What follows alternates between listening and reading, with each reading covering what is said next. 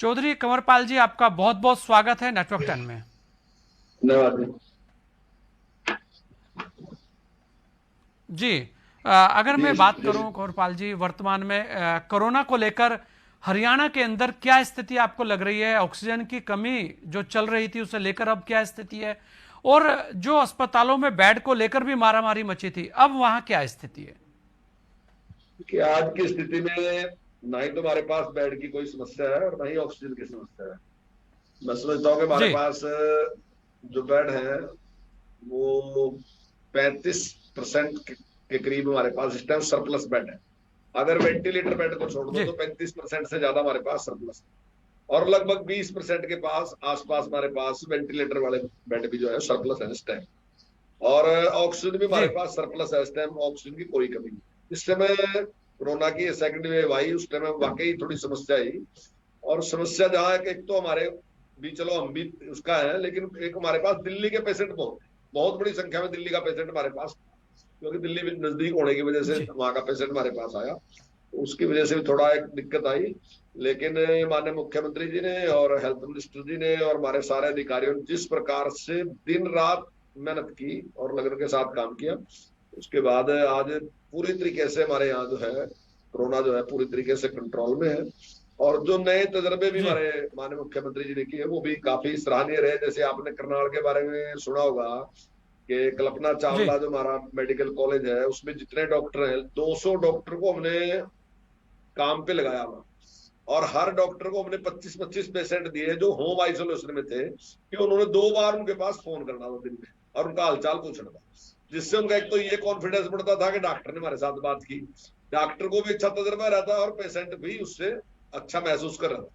तो ये इस प्रकार से जो नया जी किया, और अभी जो किट हमने दी होम आइसोलेशन में, जिस प्रकार किट हमने दी बना के उसको 5,000 रुपए की, और उसमें सारा का सारा सामान दिया, तो उससे हमारे पेशेंट काफी अच्छी संख्या में ठीक हुए और हमारा जो रिजल्ट है रिकवरी का बहुत अच्छा। जी, वर्तमान में अभी स्थिति कंट्रोल में आपको लग रही है? बिल्कुल पूरी। जी, अगर हम बात करें मंत्री जी, आपके पास तो बहुत सारे विभाग हैं, आपका कद बताता है कि आपका कद इस सरकार में क्या है। बहुत सारी चीज़ें, बहुत महत्वपूर्ण विभाग आप देख रहे हैं। ऐसे में शिक्षा विभाग के अंदर अगर हम देखें, बच्चों को लेकर ऑनलाइन क्लास की क्या व्यवस्थाएं आपके यहाँ की जा रही है? उसके अलावा परीक्षाओं को लेकर भी लगातार बात चल रही थी, उसे लेकर क्या तैयारियां की जा रही हैं? क्योंकि पिछली बार हमने ऑनलाइन क्लास शुरू की थी और बहुत अच्छा उसका हमारा परिणाम भी रहा है। लेकिन जब कोरोना कम हुआ तो उसके बाद शायद देश में सबसे पहले स्कूल हमने खोले थे, और जी शायद सबसे बाद में बंद हमने किए स्कूल, लंबे टाइम तक चले। लेकिन दुर्भाग्य है कि दोबारा इस प्रकार की जो सेकंड वेव आई उसमें दोबारा फिर स्कूल बंद हो गए। हालांकि तजर्बा तो काफी अच्छा रहा है हमारा, लेकिन वो फिर भी जो प्रत्यक्ष स्कूल लगने की बात है, प्रत्यक्ष क्लास में बच्चे का जाना है, वो उसका कल पूरा का पूरा तो नहीं मैं कह सकता कि भी ऑनलाइन क्लासेस से पूरा हो सकता है।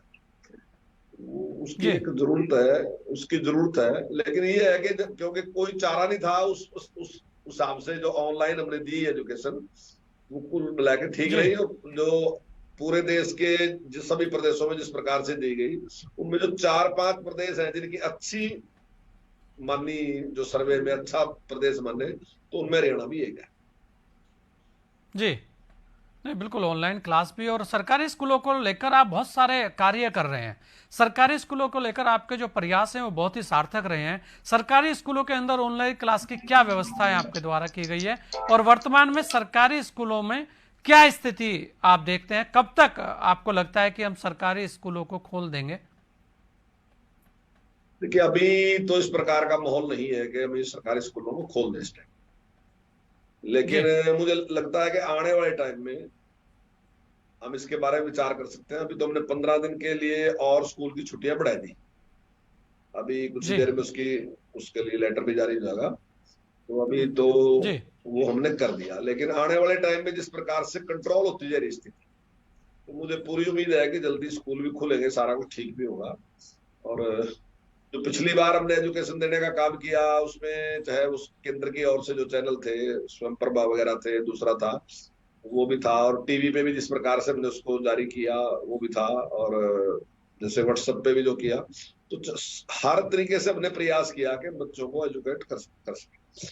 और लेकिन क्योंकि हमारे जी पास जो बच्चे हैं वो थोड़ा उसकी आर्थिक स्थिति उतनी अच्छी नहीं होती जो हमारे पास बच्चे आते हैं, तो उसमें अब की बार हमने जी निर्णय लिया कि 8वीं से 12वीं तक के जो बच्चे हैं उन सबको हम टैब देंगे, तो टैबलेट उनको देंगे और उसमें जी वो अपनी शिक्षा ग्रहण, उसमें हमने किसी का SC BC या कोई उसमें डिवीजन नहीं किया, हम सारे ही बच्चों को देंगे। और लगभग इसमें काफी बड़ी संख्या में, हम 8,06,000 के करीब हमारे पास जो है बच्चे, सारे के सारे बच्चों को ही हम टैब दे रहे हैं और उसके अच्छे परिणाम होंगे। कल ही माननीय मुख्यमंत्री की ओर से वो जो पैसा है वो सैंक्शन हो गया, मंजूरी होगी उसकी, जल्दी उसका टेंडर करेंगे और सारे बच्चों को देंगे। उससे हमें एक तो लाभ, ये अगर ऑनलाइन करते हैं तो उसमें तो लाभ है ही, लेकिन दूसरा लाभ ये भी टेक्नोलॉजी का भी फायदा है, क्योंकि जो बच्चे हमारे पास हैं उनके पास इतनी सामर्थ्य नहीं है कि वो अपने आप कंप्यूटर खरीद लें या लैपटॉप खरीद लें या टैब खरीद लें, इतने नहीं है। अगर हम देंगे थोड़ा उनका ज्ञान, उनका जो व्यवहार में एक आता है ना, जिसको वो इस्तेमाल करने के बाद जो सीखते हैं, तो वो जो दूसरा वर्ग है उसके बराबर ही वो सीख सकेंगे। आने वाले टाइम में उसका बड़ा लाभ हमें मिलेगा। जी नहीं बिल्कुल आपके क्योंकि सरकारी स्कूलों को हम देख रहे थे लगातार, हरियाणा के अंदर सरकारी जितने भी सरकारी स्कूल हैं उनके अंदर बच्चों की जो संख्या है वो बढ़ी है। ऐसे में जो परीक्षा को लेकर जो बातें हो रही है उससे लेकर आपके यहाँ क्या तैयारियां की जा रही है? क्या परीक्षाएं होंगी या परीक्षाएं भी अभी और पीछे हटेंगी? देखिए, परीक्षाओं के बारे में अभी केंद्र सरकार ने एक बैठक रखी और जी देश के माननीय रक्षा मंत्री राजनाथ सिंह जी ने हमारी बैठक ली थी और हमारे माननीय शिक्षा मंत्री रमेश पोखरियाल जी, दोनों ने बैठक ली थी और उसमें सारी इसकी समीक्षा की थी और हमारे से बातचीत की थी कि आपकी स्थिति क्या है, क्या कर सकते। तो हमारा विचार ये था कि अलग अलग स्टेट की अलग अलग स्थिति है, वो अपनी अपनी जिस प्रकार से चाहे। तो हमने उनसे एक बात कही कि हमने 1 जून से हमने पेपर कराने की घोषणा की हुई थी, लेकिन क्योंकि जिस प्रकार का कोरोना का प्रकोप बढ़ गया तो उसमें ऐसी स्थिति नहीं रही। लेकिन हम ये आपको विश्वास दिलाते हैं कि अगर आप हमें इस प्रकार का निर्देश देते हैं तो हम 20 जून से पेपर हम शुरू कर सकते हैं। जी और जी अगर जैसा भी आप कहोगे, क्योंकि कुछ लोगों का सुझाव ये था कि पेपर का टाइम घटना चाहिए, वो बजाय 3 घंटे के वो 1.5 घंटे का होना चाहिए। लेकिन हमारा ये था कि अगर जी आप कहेंगे तो हम 3 घंटे का पेपर लेने के लिए हम तैयार हैं। बस हमें तो एक हमने उसमें एक परिवर्तन किया, वो ये परिवर्तन था कि हम चाहते हैं कि जो बच्चा जहां शिक्षा ग्रहण करेगा हम उसी को एग्जामिनेशन सेंटर बनाए। उससे फायदा ये होगा कि एक तो उसको दूरी नहीं तय करनी पड़ेगी कुछ भी, उसके पास का ही जो स्कूल होगा 2 या 3 किलोमीटर पे या 1 किलोमीटर पे या आधा किलोमीटर पे, तो वही उसका एग्जामिनेशन सेंटर बन जाएगा। तो एक तो जो आने जाने में जो संपर्क में आने वाली बात है वो समाप्त, और दूसरी जी बात है कि सोशल डिस्टेंसिंग की जो बात थी, क्योंकि ऐसे में 2 गुना से भी ज्यादा एग्जामिनेशन सेंटर हो जाएंगे तो सोशल डिस्टेंसिंग भी बढ़ी रहेगी। अगर हम ऐसा करते हैं तो मैं जी समझता हूँ कि हम अच्छे तरीके से पेपर करा सकते हैं। उसमें हमारा एक सुझाव और था कि जो बच्चे अगर कोरोना पॉजिटिव है या परिवार में माँ बाप उनके माता पिता कोई कोरोना पॉजिटिव हैं, तो ऐसे में उस बच्चे को हम छूट दे देंगे और वो दोबारा पेपर दे सकता है। और जी इसी प्रकार से जो अधिकारी कर्मचारी पेपर लेने के लिए आएंगे उनको वैक्सीनेट पहले कर दे। बस इतना था और जी मैं समझता हूँ इसके लिए हम तैयार पेपर के लिए। लेकिन फैसला अभी भी केंद्र ने करना है, जो भी 1 तारीख को केंद्र ने फैसला करना है, जो भी वो फैसला करेंगे तो हम उसमें इम्प्लीमेंट करने के लिए तैयार है। जी नहीं बिल्कुल। अगर हम बात करें, क्योंकि आपके पास एक और अति महत्वपूर्ण विभाग है, वैसे तो हरियाणा कोरोना से भी जूझ रहा है, उसके अलावा किसान आंदोलन भी लगातार वहां सक्रिय है। ऐसे में पर्यटन की जो स्थिति है वो बहुत ही, क्योंकि पूरे देश के अंदर पर्यटन के हालात बड़े खराब हैं, खासकर होटल व्यवसायी बहुत ज़्यादा परेशान है। तो ऐसे में क्योंकि आपके पास पर्यटन भी है, तो हरियाणा के पर्यटन को देखते हुए क्या आप नई चीजें लेके आएंगे? क्योंकि जो वहां के भी छोटे होटेलियर हैं, जो छोटे छोटे होटल हैं, वो भी बहुत ज्यादा प्रभावित हुए हैं, उन्हें लेकर आप क्या नया प्लान कर रहे हैं? उनके लिए क्या छूट लेके आएंगे या कुछ और ऐसी कोई स्कीम जिससे उनको सीधा लाभ मिल सके? जी देखिए, आज की तारीख में तो कोई अच्छी स्थिति है नहीं, क्योंकि पर्यटक बाहर निकल ही नहीं रहा। जब पर्यटक ही बाहर निकल देगा तो हमारा बिजनेस क्या होगा? कोई बिजनेस अच्छा नहीं। जी लेकिन आने वाले टाइम में हम चाहते हैं कि होम स्टे पॉलिसी में लेके आए और हम जी उसमें करना चाहते हैं। हम हमारा पूरा जो ध्यान है उसकी तरफ है, हम उसमें काम करना चाहते हैं। हम चाहते हैं कि जो नौजवान लड़के हैं वो अपने आप उसके काम करें और हम उनको लोन दे दें। मान लीजिए वो 2 रूम सेट या 3 रूम सेट बनाना चाहता है, 10-12 लाख रुपए की उसकी एक मदद कर दें और उसको मतलब ब्याज फ्री उसको हम लोन दे दें और वो अपने आप उसको सिस्टम को चलाए। और क्योंकि मेरा मानना ये है कि जो पर्यटक बाहर से आता है ना जी, पर्यटक खाली किसी अच्छे होटल में रहने के लिए और केवल ग्रीनरी देखने के लिए नहीं आता, तो वो वहां के लोगों को जानना भी चाहता है। हर आदमी की रुचि होती है। अगर मैं यहाँ से केरल जाता हूँ तो मैं देख ये भी चाहता हूँ कि यार केरल के लोग कैसे रहते हैं, या कर्नाटक जाता हूँ चाहता हूँ तो ये देख लूँ किसी तरीके से कि कर्नाटक के लोग कैसे रहते हैं।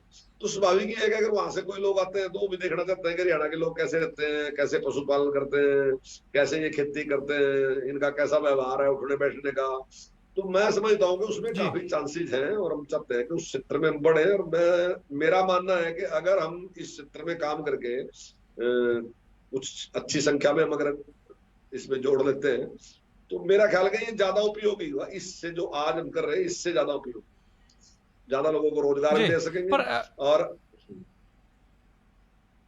जी हम चौधरी साहब, अगर हम एक देखें, क्योंकि जी हाँ जी मैं बोलिए, कुछ अच्छा बोलिए बोलिए, आप बोलिए जी। मैं छोटा सा पॉइंट एक छोड़ दिया आप बोलने के लिए, जी जी बोलता बोलता बोलिए रह गया। जी। तो जैसे ये शादी विवाह में जो है, जो अपना बच्चे सेवा करते हैं वहां, जिसको बैरा भी कह देते हैं, उसका एक है।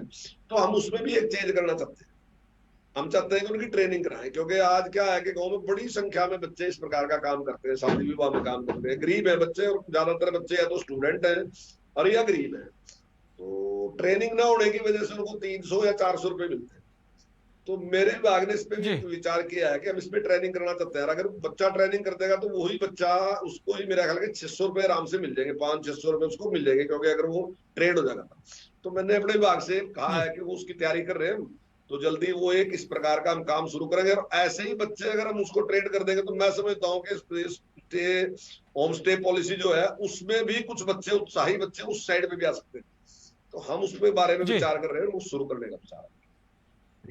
नहीं बिल्कुल, अगर हम देखें कंवरपाल जी, बहुत सारी चीज़ें अपने क्षेत्र के लिए क्या क्या नई योजनाएं आप लेके आए हैं, क्योंकि पूरे प्रदेश में आप कार्य कर रहे हैं, लेकिन आपके क्षेत्र के लोगों को आपसे बहुत सारी आशाएं हैं। वहां पर आपके द्वारा कौन से ऐसे प्रयास हुए हैं जिनसे लगे कि हाँ, कंवरपाल जी हमारे बीच के हैं और वो मंत्री हैं, तो शायद उस मंत्री पद का कुछ लाभ मेरे क्षेत्र को भी मिले? जी हाँ देखिए, हमारे इलाके में जब मैं पिछली बार विधायक बना और सरकार में मैं मुझे स्पीकर बनने का मौका मिला, तो उस टाइम जी हमने, चाहे हमारे डेवलपमेंट के जितने भी काम थे, चाहे मंडी बनाने की बात थी, लक्कड़ मंडी जो हिंदुस्तान की पहली मंडी है, वो बनी तो पहले थी लेकिन वो बिल्कुल तहस नहस ही की थी। हमने 7 करोड़ रुपए दे के दोबारा से सारी मंडी को उसको डेवलप कराया। और चाहे फिर उसके बाद कॉलेज की बात है, कॉलेज को बड़ा बढ़ाने की बात है, उसमें मैंने 12.5 करोड़ रुपए सरकार से दिलवाए और वो कॉलेज काफी बड़ा अच्छा बना। इसके साथ ही वहाँ ITI बनी, और उसके साथ ही छछरौली में जो हॉस्पिटल था उसको हमने बड़ा किया। ऐसे ही हमने खिजराबाद में जो हॉस्पिटल है उसको बड़ा कर दिया। खिजराबाद को हमने तहसील भी बना दी, ब्लॉक भी बना दी, और जो बिजली है उसकी सब डिविजन भी बना दी। एक हमारे यहाँ इंटीरियर में गांव अपना कोट है, और उस गांव में हमने एक हॉस्पिटल खुलवा दिया, वही उसमें एक हॉस्पिटल बना दिया। इधर खदरी गांव है, उसमें हमने हॉस्पिटल। तो हमने हॉस्पिटल के मामले में भी पहले से कई गुना ज्यादा, जहां पहले केवल ग्रामीण क्षेत्र में 12 बेड का हॉस्पिटल था, 6 का एक, 6 का एक, जी अब वही अगर आप देखोगे तो 72 बेड का हॉस्पिटल वही बढ़ गया, यानी कि कई गुना ज्यादा हमने बढ़ा दिया। हमने 2 ITI, एक ITI हमने छछरौली में खोल दी, एक ITI हमने खिजराबाद में खोल दी। इसी प्रकार से 2 जी कॉलेज, एक जगह जो छछरौली कॉलेज था उसको बड़ा कर दिया, ऐसे हमने खिजराबाद में भी कॉलेज मंजूर कर दिया, वो भी बढ़ने वाला है। ऐसे ही हमने, जो मैंने अभी आपको बताया कि सब डिवीजन की बात थी, अभी हमने सब डिवीजन भी छतरौली में मंजूर करा दिया, जल्दी उसकी घोषणा होने वाली है, वो बनने वाला है। तो ऐसे और दूसरे जो पुल थे हमारे यहाँ का, जो इलाका है वो पहाड़ से लगता हुआ इलाका है, वहाँ काफी समस्या है। तो वहां हमने 6 जी पुल जो है वो मंजूर करवाए। और अब आज की तरीके में ऐसा है कि लगभग लगभग कहीं भी इस प्रकार की जरूरत नहीं है। 2 छोटी सी नदियां ऐसी बची हैं जहां जरूरत है, एक छोटे छोटे से गांव उससे परे हैं, छोटे हमारी साइड में उसको बास जी कहते हैं, गांव का एक छोटा पार्ट हो, वो जी दूसरी साइड में बस जाएगा, जो पहाड़ी असर होता है। तो वो 2 बच रहे, नहीं तो सारे पुल हमने कंप्लीट करा दिए। जो सड़कें थी वो सारी बना दी, और अब ग्रामीण सड़कें भी एक गांव से दूसरे गांव की दूरी की जो नजदीकी हो सका उससे, उस प्रकार की सड़कें भी हमने बनाने का काम किया है। और शहर में भी इसी प्रकार से, चाहे पार्क बनाने की बात थी, चाहे अभी जो हमें एक एडिटोरियम है, उसका काम हमारा चल रहा, और नगर के सौंदर्यकरण के लिए जो काम था वो भी हमारा चल रहा है। वो सारे काम हमने कराए, गली नाली तो है ही सारे काम, लेकिन और बड़े काम भी इस प्रकार के हमने सारे के सारे कराए। मैं समझता हूँ कि बड़े काम जो लगभग हमने सारे बड़े कंप्लीट कर लिए। अब हमारा मेडिकल कॉलेज का है, वो हमारा मंजूर है क्या, मेडिकल कॉलेज भी अभी जल्दी शुरू है जी, जल्दी मेडिकल कॉलेज भी शुरू हो जाएगा। हाँ, ये मेडिकल कॉलेज लेकिन जिले का है, विधानसभा का नहीं है जी, ये हमारे जिले का है और यमुनानगर में शुरू।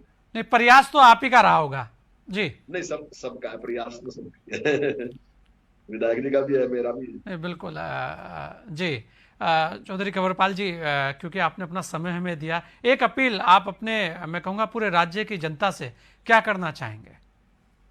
देखिए, मैं तो यही अपील करना चाहूंगा कि भाई ये जो काल है ना, तो एक मुश्किल दौर है बड़ा, और सबके लिए एक ऐसी बीमारी जो मतलब जहां मेरे लिए अगर खतरनाक है तो मेरे साथ ही, मेरे से ही दूसरे को, मेरे ही दोस्त को, मेरी पत्नी को या मेरे ही बच्चों को सबसे पहले प्रभावित करती है। तो इसमें जी, इसका इलाज एक ही है, वो है बचाव। तो हम सारे नियमों का पालन करें, ऐसी कोई जिद ना करें कि हम इसको नहीं मानते। ये जी, बिल्कुल गलत है, जो चीज विज्ञान ने सिद्ध कर दी तो उसको हमने मानना चाहिए। हम सोशल डिस्टेंसिंग बना के रखें, कहीं इकट्ठे ना हो, सैनिटाइज का उपयोग करें, मास्क का उपयोग करें, जो लोग रहते हैं वैक्सीन लें, और बिल्कुल गलत किसी को बकाने का काम ना करें। ऐसा पाप ना करें कि लोगों को कहे कि कोरोना कहीं है ही नहीं, और ऐसा पाप ना करें कहे कि वैक्सीन तो आपको नुकसान कर देगी, आपके लिए नुकसानदायक है। तो ऐसे लोगों को बका के लोगों का अहित ना करें, बल्कि लोगों को समझाएं कि सही क्या है, और सही रास्ते पे चल के अपने देश की सेवा करें और अपने सभी लोगों को स्वस्थ रहने के लिए काम करें। जी, नहीं जी, बिल्कुल, बहुत बहुत धन्यवाद चौधरी कंवरपाल जी, और लगातार हम आपसे ऐसे जुड़ते रहेंगे और आपकी राय लेते रहेंगे, क्योंकि खासकर आपका जो सरकारी स्कूलों को मजबूत करने का जो प्रयास है वो बहुत ही अच्छा और बहुत ही सराहनीय है। बहुत बहुत धन्यवाद आपका। तो ये थे चौधरी कंवरपाल जी, जो हरियाणा सरकार के शिक्षा मंत्री, पर्यटन मंत्री हैं। बहुत सारी बातें उन्होंने बताई, हर चीज के लिए तैयार हैं, और अफवाहों पर ध्यान ना दें। ये भी कह रहे हैं कि अफवाहों पर ध्यान ना दें, आप इस लड़ाई को लड़ने के लिए, कोरोना जैसी महामारी से जीतने के लिए जो सावधानियां हैं वो रखिए, और जो कोविड गाइडलाइन है उनका पालन कीजिए। इस खास मुलाकात में इतना ही, दीजिए मुझे इजाजत। जय हिंद।